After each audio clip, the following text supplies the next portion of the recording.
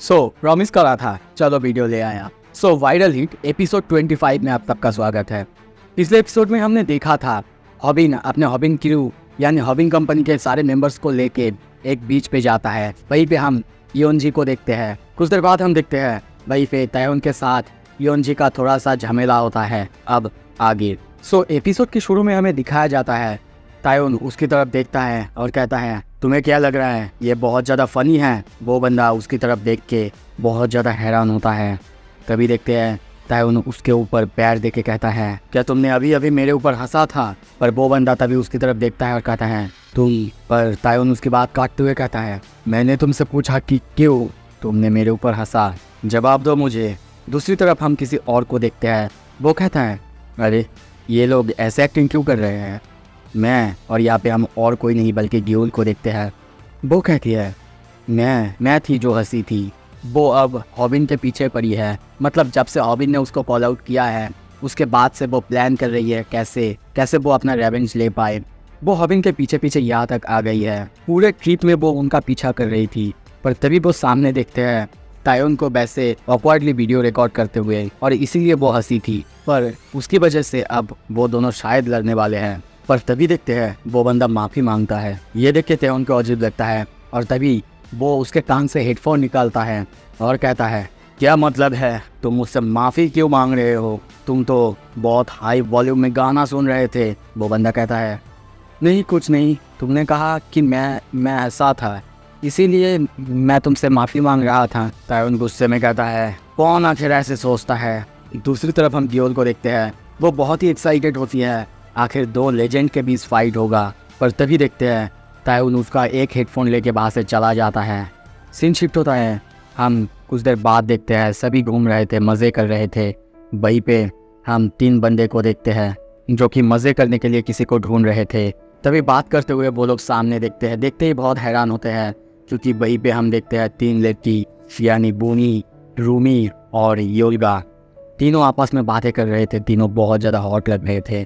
कुछ देर बाद देखते हैं बूनी कहती है ये सच में एक कोइंसिडेंस है ना, मतलब तुम लोग भी यहाँ पे आए हो। कुछ देर बाद वो रूमी से पूछती है तुम्हारी नाम रूमी है ना। रूमी मैंने हॉबिन से सुना था तुम्हारे बारे में। रूमी हंसते हुए कहती है हाँ मैं ही हूँ रूमी। पर मन में सोचती है अनबिलीवेबल, हॉबिन आखिर इसके पीछे पीछे इस ट्रिप पर आया है। ये बहुत ज़्यादा खूबसूरत है, बहुत ही ज़्यादा खूबसूरत। यही है ना रूमी चोई जो कि हॉबिन की क्रश है। हॉबिन तुमको शायद गिव अप कर देना चाहिए, नहीं तो बाद में तुम्हें हर्ट होना पड़ेगा क्योंकि इसके जैसी लड़की कभी भी तुम्हारे साथ प्यार में नहीं आएगी। मैंने बहुत सारे यूट्यूबर्स को देखा है, जानती भी हूँ, लेकिन इसके जैसे खूबसूरत मैंने अब तक किसी को नहीं देखा। वो लोग ऐसे बातें कर ही रहे थे। तभी देखते हैं वहाँ पे पीछे से आवाज़ आता है तुम बहुत ज़्यादा खूबसूरत हो। और तभी हम उन्हीं तीनों बंदों को देखते हैं जो कि उनके पास आए हैं और कहते हैं क्या तुम सारे लेडीज़ यहाँ पे किसी के साथ आए हो या फिर बस तुम तीनों ही हो। योल्गा को कुछ भी समझ में नहीं आता। वो एक्साइटेड होकर उनको जवाब देने लगता है। पीछे से हम देखते हैं बूनी उसे खींचने लगती है। वो तीनों बहुत ज़्यादा अनकंफर्टेबल फील कर रहे थे। तभी देखते हैं वो तीनों बंदे उनके साथ आके बैठ जाते हैं, मजाक करने लगते हैं, बातें करने लगते हैं, उनके साथ फ्लर्टिंग करने लगते हैं जो कि भूमि रूमी किसी को भी पसंद नहीं आ रहा था। दूसरी तरफ योल्गा उसे तो ये सब भी कुछ समझ है ही नहीं। वो तीनों बार बार इन तीनों लड़कियों को अप्रोच करने लगते हैं ड्रिंक करने के लिए, उनके साथ जाने के लिए। पर वो लोग जाने के लिए बिल्कुल राजी नहीं होते। यहाँ तक कि हम देखते हैं एक बंदा तो रूमी के ऊपर हाथ भी देता है और कहने लगता है हाँ तुम लोग बच्चे तो नहीं हो, चलो हमारे साथ। पर तभी देखते हैं उसके फेस पर रूमी सोडा फेंकती है और उनके ऊपर चिल्लाने लगती है। दूसरी तरफ भूमि को देखते हैं, वो भी उन पर चिल्ला के कहने लगती है सुनो तुम सब ने हमें ड्रिंक के लिए पूछा है ना, हम अब भी माइनर्स है, पता है ना ये क्राइम है। अगर ये किसी को पता चला तो तुम लोगों को डेथ पेनल्टी तक मिल सकता है। भूमि के ये कहने से हम देखते हैं वो तीनों बंदे डर के बाहर से जाने लगते हैं, उनको गाली देने लगते हैं। भूमि कहती है ए रूमी तुमको क्या लगता है मैं वायरली जैसा बोल रही थी है ना। उनके जाने के बाद वो लोग ये सब लेके बातें कर ही रहे थे। तभी देखते हैं स्नैपर और हॉबिन पीछे से दौड़ते हुए आते हैं और उनको कहते हैं क्या हुआ किसी ने क्या तुम्हें छेड़ा है। वो लोग अभी भी लाइव स्ट्रीम कर रहे हैं। वो लोग ऐसे उनसे बातें कर ही रहे थे। तभी देखते हैं दूर से बहुत सारे बंदे उन्हें देख रहे थे और कहते हैं क्या वो लोग उन तीनों के दोस्त है। इन्हीं दोस्तों के बारे में बात कर रहे थे वो लोग। और क्या देख रहा हो वो लोग यूट्यूबर्स है। कुछ देर बाद देखते हैं हॉबिन के पास जो ट्यूब था वो यूल्गा को दे देता है। ये देख के यूल्गा भी बहुत ज़्यादा खुश होती है। वो तीनों बंदे अब कह रहे थे तुम्हें क्या लगता है हम इन्हें ऐसे ही छोड़ देंगे? बिल्कुल नहीं। कुछ देर बाद हम देखते हैं वो लोग ये सब भूल के अब अपने नए कंपनी के लिए एक नया स्ट्रीम चालू करते हैं। रूमी और हॉबिन को देखते हैं वो लोग फिर से खाने का स्ट्रीम करने वाले हैं, जिसमें रूमी तो बहुत अच्छे से बोल रही थी और हॉबिन को बोलने में बहुत ज़्यादा प्रॉब्लम हो रहा था। वो बहुत ज़्यादा नर्वस हो रहा था। स्नैपर कहता है हॉबिन यू डाउन, तुम्हें रिलैक्स करना चाहिए। दूसरी तरफ हम भूमि को देखते हैं। वो हॉबिन को ऐसे बात करते हुए देख के बहुत ज़्यादा हैरान होती है, बहुत चौंकती भी है और सोचती है क्या हॉबिन, वाह सच में वो तो एक एक्सपर्ट यूट्यूबर की तरह बात कर रहा है। तो क्या सच में ऐसे होते हैं यूट्यूबर्स? तभी आवाज़ आता है ए तुमने हमारा वीडियो लिया है ना। तभी हॉबिन के पीछे हम उन्हीं तीनों बंदों को देखते हैं। सारे सब्सक्राइबर्स कमेंट करने लगते हैं अरे भाई ये लोग आखिर कौन है। हॉबिन इनसे बात करने की कोशिश करता है, कहता भी है नहीं हमने कोई तुम्हारा शॉट नहीं लिया है। या तक कि स्नैपर की कैमरा उसे रेफर करता है। कुछ देर बाद देखते हैं वो बंदा लाइव में आके हॉबिन के साथ बदतमीजी करने लगता है। तभी देखते हैं स्नैपर से वो बंदा कैमरा लेके कहता है तुम लोग क्या करते हैं अगर तुम्हें कोई बिना वजह शूट करता तो? अगर इससे किसी को कोई प्रॉब्लम है तो यहाँ पे आओ और हमसे फाइट करो। ये सुन के हम देखते हैं बहुत सारे सब्सक्राइबर्स कहने लगते हैं, बहाना बनाने लगते हैं हम वहाँ पे नहीं जा सकते। हॉबिन को शायद अपोलोजाइज करना चाहिए और हम ऐसा ही देखते हैं हॉबिन को अपोलोजाइज करते हुए देखते हैं। वो उनसे माफ़ी मांग ही रहा था। तभी देखते हैं पीछे से वो बंदा उसको मारता है और उसका मजाक उड़ाने लगता है। पर हॉबिन अब भी कुछ नहीं कह रहा था। वो अभी सर झुकाए वहीं पे खड़ा था, अभी भी माफ़ी मांगे जा रहा है। यूल्गा को अब बहुत ज़्यादा गुस्सा आ रहा था। हॉबिन बस मन में सोचता है मुझे अपने आप को शांत रखना होगा, ऐसे ही तो सबको अच्छा लगता है। वो बंदा हॉबिन को मारे जा रहा था। तभी देखते हैं सामने भूमि आती है और उसे रोकते हुए कहती है मैं आज कोई भी एफर्ट लगाना नहीं चाहती थी, पर चलो क्या तुम्हें सच में लगता है कि वो कमज़ोर है इसलिए तुम उसे बार बार मारे जा रहे हो? क्या तुम चाहते हो कि मैं तुम्हारी लाइफ को यहीं पे ख़त्म करूं?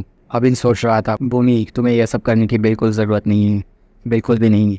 दूसरी तरफ ये देख के उस बंदे को बहुत ज़्यादा गुस्सा आता है। हॉबिन बस सोचता है इस सिचुएशन में मुझे बस करना चाहिए। और तभी सामने जाके वो फिर से उससे माफ़ी मांगता है और सोचता है मुझे अपने गुस्से को शांत रखना होगा, कोई मुझे ऐसे ही आके गुस्सा नहीं दिला सकता, ये तो बहुत ज़्यादा चाइल्डिश है। तभी देखते आवाज़ आता है भूमि क्या तुम ठीक हो? मैं इन सारे बंदे को देखता हूँ। भूमि भी सामने देख के बहुत ज़्यादा हैरान होता है। तभी हम देखते हैं वहाँ पे और कोई नहीं योंजी आया था जो कि भूमि को पकड़ते हुए कहता है एक्सक्यूज़ मी, तुम लोगों को क्या लगता है तुम लोग यहाँ पे क्या कर रहे हो? हॉबिन अभी भी सर झुकाए वहीं पे खड़ा है। योंजी कहता है इमीडिएटली इससे माफ़ी मांगो। भूमि को पकड़ के कहता है भूमि क्या तुम ठीक हो? हॉबिन मन में सोच रहा है व्हाट द हेल योंजी, भूमि आखिर क्या हो रहा है? सारे लोग अब योंजी को देख के कमेंट करने लगते हैं योंजी वो तो बहुत ज़्यादा कूल है, सच में बहुत बहुत ज़्यादा कूल।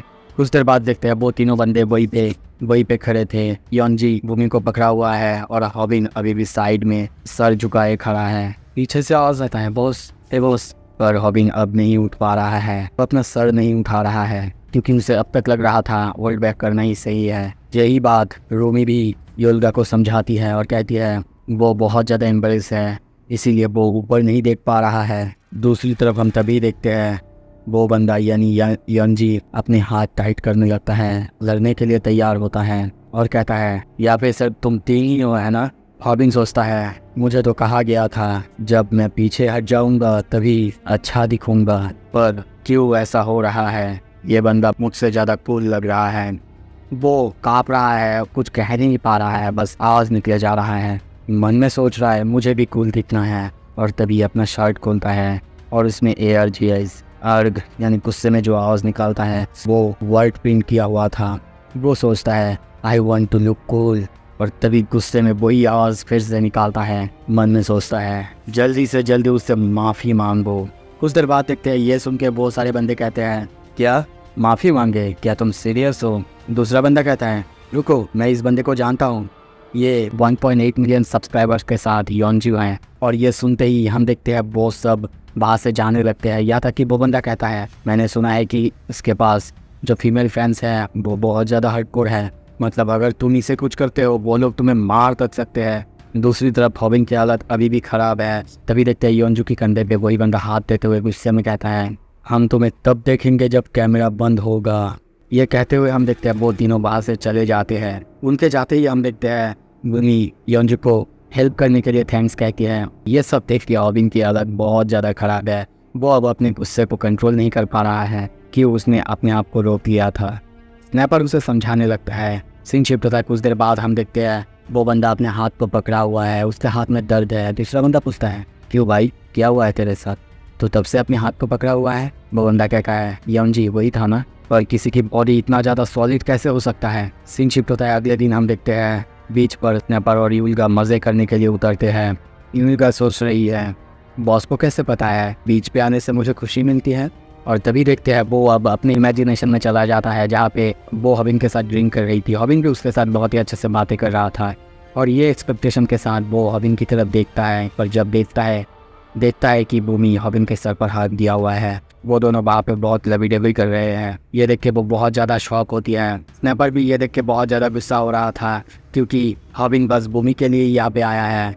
कुछ देर बाद देखते हैं यूल्गा ज़मीन पे सर दिया हुआ है, बहुत ज़्यादा सैड है। स्नैपर उसे चीयर अप करने की कोशिश करता है पर वो उसकी हर बात को रिजेक्ट करती है। और ये देख के स्नैपर भी सेम हरकत करता है और सोचता है आई एम श्योर वो कभी ना कभी तो मुझे नोटिस करेगी। सीन शिफ्ट होता है। कुछ देर बाद हम देखते हैं यहाँ पे स्विम सूट पहन के कोई रामन बेच रहा था और उसके सामने हम भूमि और हॉबिन को देखते हैं। भूमि 2 रामन की बॉल ऑर्डर करती है पर बीच पर कोई ऐसे रामन बेच रहा है। ये हॉबिन को कुछ अजीब लगता है। इस बारे में वो भूमि से पूछता भी है, यहाँ तक कि ये भी कहता है कि उसकी जो एक्सेंट है वो कुछ अजीब लग रहा है। पर भूमि उसकी कोई भी बात नहीं सुनता। पर यहाँ पे हम और कोई नहीं बल्कि ध्रुव को देखते हैं। पर यहाँ पर भी उसकी प्लान फेल हो चुका था। पर कुछ देर बाद देखते हैं पुलिस उसे उठा के वहाँ से ले जाने लगता है क्योंकि बीच पर ऐसे कुछ सेल करना ये इलीगल है। कुछ देर बाद हम भूमि और हॉबिन को एक साथ बीच पर देखते हैं। शाम हो चुका है, बहुत अच्छा माहौल है। भूमि सामने देखते हुए स्माइल करते हुए कहती है समुंदर बहुत अच्छा लग रहा है ना, और वैसे भी ये समर के टाइम पे और ज़्यादा अच्छा लगता है। हॉबिन भी उसकी तरफ देखता है और कहता है मुझे लगता है कि मुझे और ज़्यादा मज़ा आ रहा है क्योंकि मैं तुम्हारे साथ हूँ। भूमि ये सुन से कहती है मुझे लगा तुमने ये एक्सीडेंटली कह दिया है। पर तभी जब वो सामने देखता है कि वहाँ पे योनजी भी था। वो कहता है योनजी क्यों, वो यहाँ पे आकर क्या कर रहा है।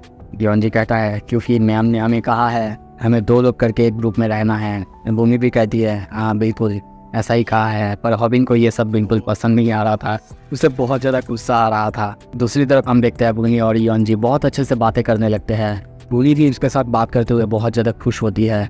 तभी देखते हैं वहाँ पे लहर आके पूरी तरह से योनजी को भिगा देता है और तभी भूमि सामने देख के बहुत ज़्यादा हैरान होता है। पर हॉबिन बिल्कुल नहीं, उसको तो बिल्कुल अच्छा नहीं लग रहा था क्योंकि उस पानी की वजह से योनजी का पूरा बॉडी भीग चुका था। उसकी फिजिक बहुत ही अच्छा था जो कि ऊपर से समझ में आ रहा था। ये देख के हॉबिन अब फिक्र कर लेता है कि वो अब इस बंदे को कॉल आउट करेगा चाहे कुछ भी हो जाए। कुछ देर बाद वो अपना शर्ट उठा के अपने आप को ठीक करने लगता है, अपना बॉडी पोसने लगता है। हॉबिन बस उसे देख रहा था।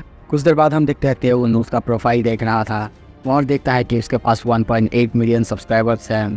पर वो मन में सोचता है ये तो मुझे पता नहीं क्यों, पर इसे देख के मुझे उस बंदे की याद आ रहा है।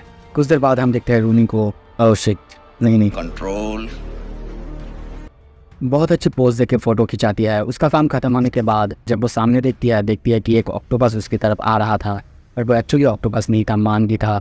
उसके सर में ऑक्टोपस है और हाथ में उसका वीक था वो है। कुछ देर बाद मानगी आके उसको वो ऑक्टोपस लिफ्ट करता है। वो हंसते हुए कहती है थैंक्स, पर मानगी मेरे पास तो तुम्हें देने के लिए कुछ भी नहीं है। मानगी कहता है इट्स ओके, मुझे ऑलरेडी रिटर्न में बहुत कुछ मिल चुका है। सीन शिफ्ट होता है। हम रात में देखते हैं योनजी को, वो अपने डैड से बात कर रहा था। कहने लगता है डैड मैं थोड़ा सा बाहर आया हूँ थोड़ा सा वर्क करने के लिए ताकि मेरे पैर थोड़ा सा स्ट्रेच हो जाए। वो बातें कर ही रहा था तभी देखते हैं वो तीनों बंदे वहीं पे आके उसे घेर लेते हैं और वही बंदा जिसने उसके कंधे पे हाथ दिया था वो कहता है अब यहाँ पे अकेले रात में ऐसे घूमना वो भी ऑफ कैमरे में बिल्कुल ठीक नहीं है, तुम्हें पता है ना। योनजी को देखते हैं। वो अपने पापा को कहता है पापा कुछ दोस्त आए हैं, मैं रखता हूँ बाद में बात करता हूँ। दूसरी तरफ हम तभी देखते हैं हॉबिन और स्नैपर आइसक्रीम खाते हुए जा रहे थे। तभी स्नैपर सामने देखता है और सामने देखते ही चौंकता है। दूसरी तरफ दिखाया जाता है योनजी को वो बंदा बहुत जोरदार एक पंच मारता है। स्नैपर उसके हेल्प करने के लिए वहाँ पे जा रहा था पर तभी हॉबिन इसे रोकता है और कहता है रुको, मुझे नहीं लगता कि उसे हमारी ज़रूरत है। और तभी सोचता है तो फिर ऐसे लोग एग्जिस्ट करते हैं, समदैक झूठ नहीं बोल रहा था। यह सुनकर स्नैपर कहता है क्या, किसके बारे में बात कर रहे हो तुम। तभी हॉबिन कहता है ऐसे फाइटर्स जिनको कि दर्द फील ही नहीं होता, तभी हमें यहाँ पे सैमडेक की आवाज़ सुनाई देता है। वो कहता है ऐसे बहुत सारे लोग हैं, ऐसे बहुत सारे मार्शल आर्ट्स है दुनिया में, क्या तुम विश्वास करोगे अगर मैं कहूँ ऐसे मार्शल आर्ट जिनमें तुम्हारी बॉडी और दिमाग को इतना लिमिट में ले जाया जाता है कि तुम्हें अगर कोई हिट करेगा तो तुमको पेन भी फील नहीं होगा। इस मार्शल आर्ट को जो ट्रेन करता है उनको दर्द फील ही नहीं होता, क्योंकि ये उनकी ट्रेनिंग की वजह से है। और हम बिल्कुल ऐसा ही देखते हैं, वो बंदा एक के बाद एक उसको मारे जा रहा था, पर योनजी को कुछ भी नहीं हो रहा था। यहाँ तक कि एक नहीं 2 बंदे मिलकर उसे मारे जा रहा था, पर उस बंदे को यानी योनजी को कुछ नहीं हो रहा था। ये देख के हॉबिन और स्नैपर बहुत ज़्यादा हैरान होते हैं। सैमडेक की बात हमें अभी भी सुनाया जाता है कि वो लोग अपने बॉडी को इस तरह से ट्रेन करते हैं, इतने खतरनाक तरीके से ट्रेन करते हैं, उनका बॉडी ऐसा हो जाता है जैसे कि उनके बॉडी के ऊपर ही एक आर्मर पहना हुआ हो। मैं तुम्हें एक ऐसे फाइटर के बारे में बताता हूँ जिसने इन जैसे एक फाइटर के साथ फाइट की थी और उसने कहा था इनका बॉडी जैसे कि पत्थर से बना हुआ हो। कुछ देर बाद हमें वहाँ पे दिखाया जाता है वो 2 बंदा जो कि उसे मार रहे थे। उसे मारने के बाद योनजी को तो कुछ भी नहीं होता है, पर उनकी हालत बहुत ज़्यादा ख़राब होता है। उन दोनों की हाथ और पैर दर्द करने लगता है। सैमडेक कहता है कोई भी एमेच्योर फाइटर इस तरह की बंदर से कभी भी नहीं जीत सकता। स्नैपर अब डर चुका है और सोचता है एक जे ग्रुप के मेंबर्स आखिर किस तरह के इंसान हैं, हर एक बंदे जैसे कि एक गैंगस्टर है। एनीवे गुड लक हॉबिन, योनजी शायद तुम्हारा नेक्स्ट ओपोनेंट होने वाला है। हॉबिन सोचता है नहीं। तीसरे बंदे को हटाते हुए कोई सामने आता है। सैमडेक की आवाज़ हमें यहाँ पे सुनाया जाता है द ओनली वे एक एमेच्योर फाइटर ऐसे फाइटर से जीत सकता है। पर तभी उसकी बात को काटते हुए हम देखते हैं उस बंदे को बाहर से हटाते हुए आगे आता है। सैमडेक की बात कंटिन्यू होता है और कहता है अगर कोई उनके ऊपर 1 टन की एक ट्रक चढ़ा दे उसके बाद ही उन्हें रोका जा सकता है। ये जो मार्शल आर्ट है ये तुम्हारी बॉडी और माइंड को ट्रेन करता है, तुम्हारी लिमिट के बियॉन्ड चला जाता है। तभी तेउल की आवाज़ सुनाया जाता है और वो कहता है मैं अब तक श्योर नहीं था तुमने आखिर किसकी ट्रेनिंग ली है, पर अब मैं जान चुका हूँ। इसे कहा जाता है Kyokushin karate. I am sorry अगर यहाँ पे प्रोनाउंसिएशन गलत हुआ हो। हम यहाँ पे तायुन और योनजी को आमने सामने देखते हैं। तभी हमें यहाँ पे बताया जाता है ये कियोशिन कराटे जो कि है जापान से और दूसरी तरफ है ताइक्वांडो जो कि है कोरिया से। ये दोनों जैसे कि वाटर और ऑयल हो। सो क्या आगे हम इन दोनों को लड़ते हुए देखने वाले हैं? सब कुछ देखेंगे अगले एपिसोड में, पर आपको इसके लिए सब्सक्राइब करना होगा। सो सब्सक्राइब करो और देखते रहो। Thank you so much.